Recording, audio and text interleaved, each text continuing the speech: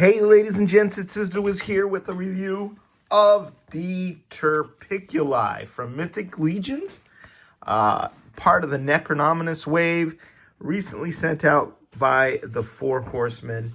And this one had to come in an extra long package because it had so many extras in it. So let's get right to the bio. It says, the Turpiculi. The Dark Four were defeated by the great beasts and banished from the realm of Mythos. Powerful magic was used to imprison the Lord of Death, and those same spells sent many of the monstrosities that fought in his army away as well, known as the Turpiculi. These long-forgotten terrors of the First Age come in a variety of forms, all of which are horrible.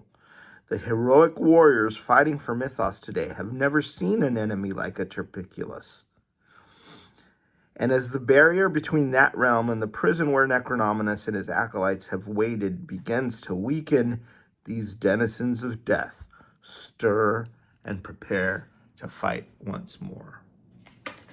Or once again.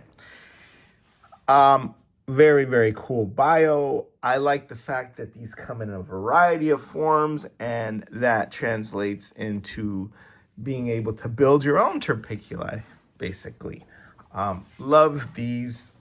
These are probably one of the most eagerly anticipated of the figures, not just by myself, but by others.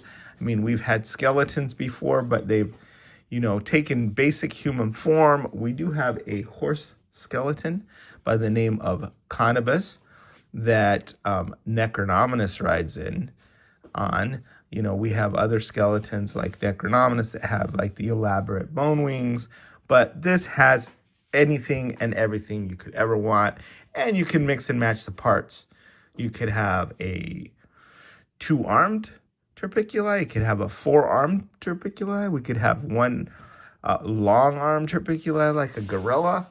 We could have it with two bone wings or no bone wings, or your imagination will determine that. We also have the horned head and the unhorned head, but this is an awesome character, and sometimes I'd love to take a peek into Eric Treadaway's head and just see what goes through it as he comes up with really cool stuff like this. He's got two heads. He's got the unhorned and the horned head. I prefer the horned head, but obviously if you want to army build these, you're going to want, some different variety there. So take a look at how good the paint is and how bone-like that really appears, right? Those empty eye sockets, right? And then just all the cracks and crevices, right? And the difference in coloration and the wash and all that. And I love this brown color because it makes it seem like he's been dug up after a long time soaking in the earth. So let's point out a few things about him that people have been excited about. First of all, the thigh bones are short, so people were excited about being able to make dwarf skeletons before actual dwarf skeletons came out. We have a dwarf skeleton coming out later, but these short thighs there make that possible, right? Big feet, good for standing on, of course. A very, very elaborate belt system. You can see all the paint on there. You can see the rivets. That looks like maybe there was a shredded chainmail thing there, and then two belts that go around. It's cool. And then this piece here, it's like a belt buckle that covers up his innards, but it also wants me to want to take a peek at what's going on in there, because you think maybe it's just dried up viscera or something. That's the impression I get for what's going on under that rib cage there.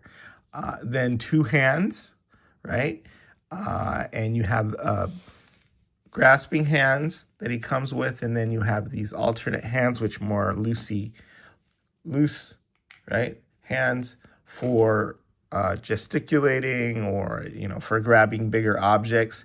A couple of different swords here for him to be a dual wielder, and since he has multiple hands, you may want to have him hold a weapon in multiple hands. The sword has a bone handle. I love that motif. Shout out to myself. Back in the day, I'm the one that suggested the Four Horsemen make bone weapons for the elephant in the Anatherian Seventh Kingdom series, because I thought it would be cool that an elephant never forgets, and he would use the bones of his ancestors to, fight. So every time I get bone weapons, I'm reminded of that, and I love it. So he gets two of those. Those are identical with the, bone hilt. And then he gets this one, right, which we've seen before, but it's also a bone weapon, so that's cool. And then, the two regular arms, and then the two long kind of gorilla arms. Look how they snap in there in the back and how cool that is.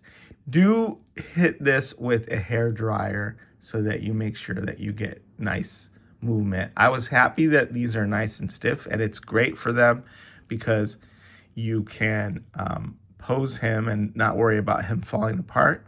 He also has a bendy tail, which I think is really super cool, right? So you can sort of position that to your heart's content there. But the good thing about being stiff is that, he won't, if he's holding a weapon or whatever, it's not going to fall. He's got, a nice tail and two legs to form a tripod. So it's nice and sturdy. The thing with skeleton figures is you want them to be sturdy enough to stand and hold a pose and not fall over. And this is no problem. But then at the same time, bones are thin at places and they're articulated. So you want to hit them with the hair dryer, as the Four Horsemen often remind us, right? So Turpiculi definitely doesn't disappoint. And then this is the alternate head. I don't know, maybe this is a younger Turpiculi. Maybe Turpiculi are like deer and they grow their horns and then they shed them later. I don't know how that works. Or that could be the leader of the Turpiculi and this is part of the army. But like I said, options are always good. Look at these large grasping hands. Right, so those are much bigger than the normal hands on a skeleton. And I'm kind of looking for a skeleton to put these on just to have them have the giant creepy hands, right? Maybe even Maxilius the Harvester, just to add an extra level of creepiness to him. So, see, what else can I say? I mean, he is one of the most elaborate figures that the Four Horsemen have probably produced. He is not, up to this point, as far as multiple hands, multiple arms, multiple wings, right? And he just looks great and menacing. Multiple weapons, then a bendy tail, all of that stuff. I just love the detail there on all this tail that's like built like a spine with the different vertebra and stuff, and how it goes all the way up to the top, right? I think this will be popular also for people who like Halloween displays and don't even know about Mythic Legions, but just want like a crazy skeleton warrior or a scary creature. It's almost like words kind of fail me with this guy because it's really, difficult to capture the intricacies and the magnificence of this and how much I like it with mere words. I mean, I feel like I should just be quiet and just let you take a look and feast your eyes. Look at that. Beautiful.